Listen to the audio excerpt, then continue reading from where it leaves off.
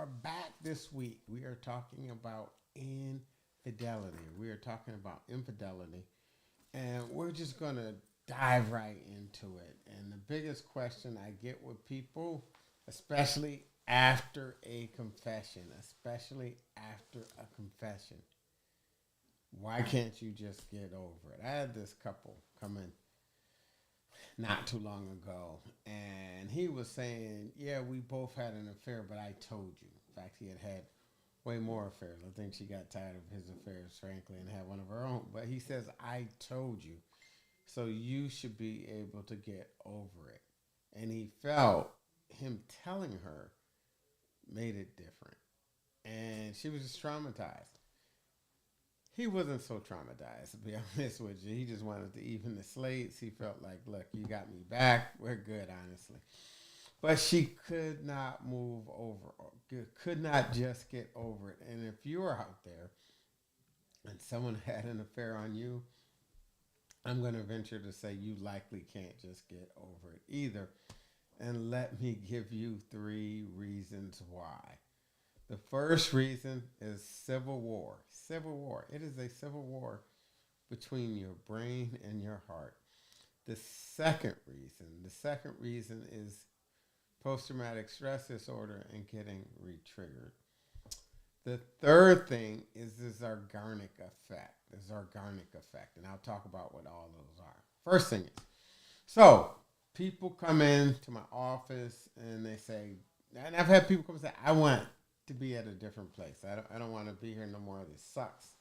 It takes up way too much energy. And their spouse is like, are you crazy? And if you've ever had a spouse that has had an affair on you, you likely know what I'm talking about.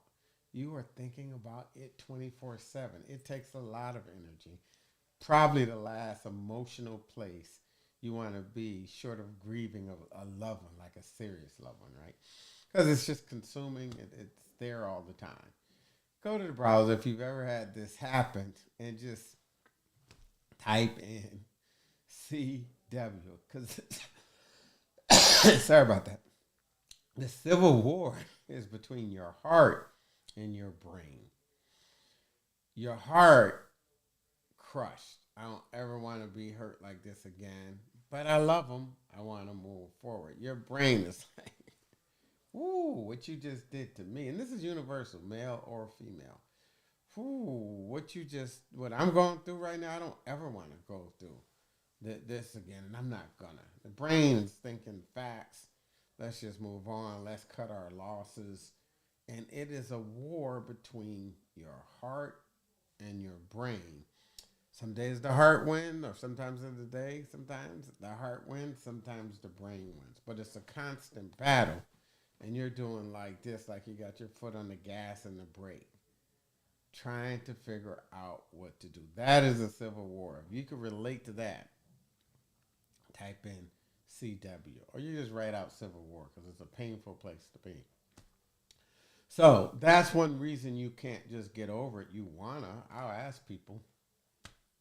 In fact, I ask you in front of your spouse. If you've talking to them, say, babe, is this like a civil war? And say, what do you mean? A battle between your heart and your brain. Ask them that. I guarantee you they would tell you that it is. So look at the expression on their face when you say it, because finally someone's captured it. It won't make it go away, but at least for that moment, they'll feel a lot more understood. So very difficult to do. You are trying to protect yourself from being hurt again. So the next thing is we now have what we call post traumatic stress disorder. Is it the same as seeing a body blown up in front of you? No, it is not that level of PTSD. But if you come in on your spouse who you're totally in love with and they're in your bed with someone else, depending on how you catch them, now it's virtual. So still has the same result. It's like, boy, I thought my family was secure. I thought you were my person. Reality as I know it no longer exists. That's that post traumatic stress disorder. That's the traumatic part. Life as I knew it doesn't exist. My family isn't the same. I got to choose. Am I going to break us up? Are we going to stay together? Or are you going to be cheating forever? Am I weak? So it gets re-triggered. It gets re-triggered. So I had a woman once, very decisive woman. She came in and she had talked about an aqua scarf. And I'll never forget it. She called me one day. She's like, "We got to come in." They came in and she was talking about this woman her husband had sent this aqua scarf to. And, they had an affair. We worked through it. 6 months later, we discharged him. 3 months later, she calls me back. She's screaming hysterically. Now, this is woman is a professional person. This woman is high up in DC government, like real high up, right? Like White House almost type high up. And so she's traumatized. And I say, "What happened? I thought we worked through this." She says, "Well, I was looking at old magazine and guess what they were featuring? Aqua." I say, "Yeah."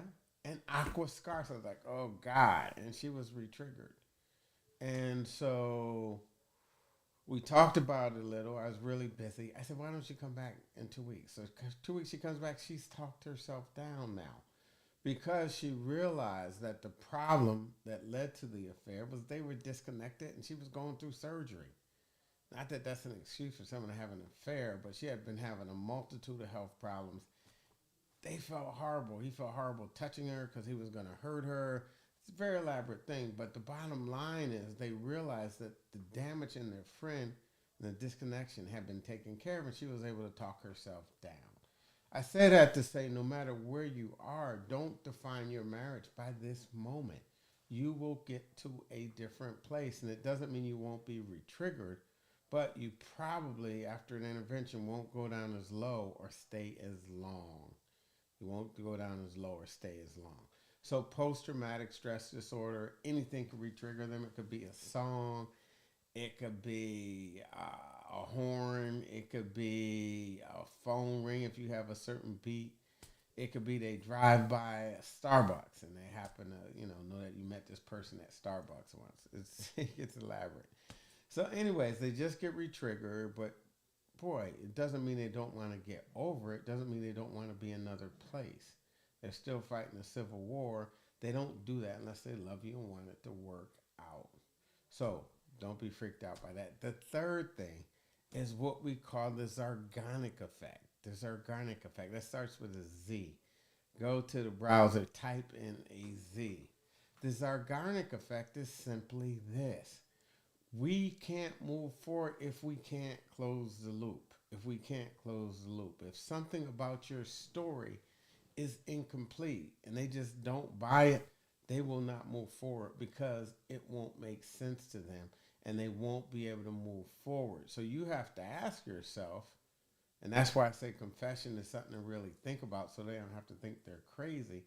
You have to ask yourself, do you want their inability to close the loop to make you tripped up on this forever? And we may be and I've seen that happen where we have trust problems for I've seen it, I won't say how long, but a long time. So you have to decide, am I going to close the loop, give them the facts, and let them make the decision to move forward or not. More times than not, they're going to move forward, especially if you have a family. Anyways, I find people are prepared for infidelity. They can't deal with the betrayal. They can forgive you for the lie you told, but they can't forgive you if they think you're still telling them a lie. Anyways, those are the three reasons we can't just get over it. There is the civil war that I talked about between your heart and your brain. There is post-traumatic stress disorder and it getting re-triggered. And finally, there is the Zargonic effect. They can't close the loop because you haven't given them the whole story and it doesn't make sense why you would be saying that you met them that you weren't where you said you were, but you were really at Fridays. You were at Fridays. I'll use on a Saturday just to be funny, but at 10 in the morning. They're like, Fridays ain't open at 10 in the morning. In fact, I called. They said they don't open till 11 for lunch. So I say that to say, or that's the easy one. I'll give you another one. Or you say Friday night, you were out with your boys and she calls your boy And he says, yeah, we went to the basketball game. She calls up and finds out, this case, the Wizards, they were on a road game. They had a road game that night. Now she can't close the loop, or he can't close the loop, whatever the case may be. Anyways, Dr. Shane, this is why people can't just get over it. I'll see you Friday, and we will continue down this path. Make it a great day. Bye-bye, Dr. Shane.